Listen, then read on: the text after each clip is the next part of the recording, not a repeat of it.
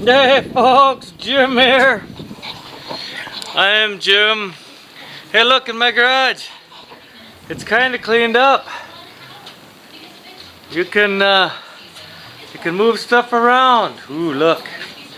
Ooh, a 409 underneath there. Ooh, ooh.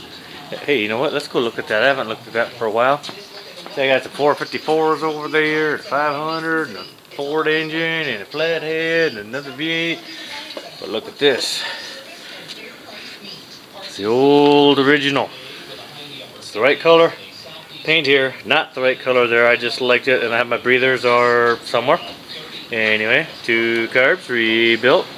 They're old ones too. Uh-oh, I dropped a piece of paper. I don't know what that means. Holy smokes, I dropped another thing. Should have just left it alone, right?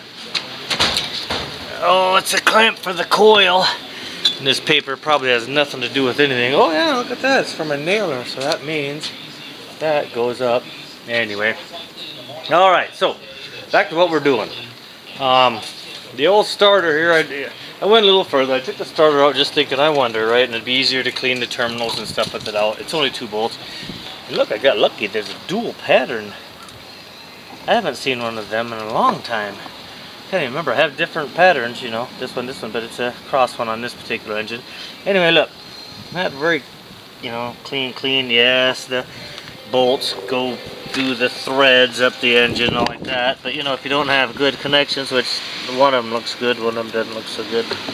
But anyway, you're gonna clean them off. The connections aren't the worst, but really, if you look, that's not good. And then this one here too, it's got to get in there. So we'll get them cleaned up, and I'll test that starter before I go ahead and put it back in. We'll make sure it's doing what it's supposed to be doing anyway before it goes in. And then I pull the wires up, so it's easier on the Corvette to do that. I had this plug-in business. I cleaned it up. It looks good. That's a factory job right there, I believe. Anyway. I might check at this joint, because here's the thing I thought. Here's some tape. Oh my goodness, right? And then look at that. Just twisted around. Looks crappy. Barely looks done. I'll solder that. But now it makes me wonder, what about this and other stuff, right? So, you know, that's not very clean there. It's not very clean there. Let's see what the other side looks like. You got more of the same there, so that could be part of it. I did check the fuse in line here, and that fuse was good.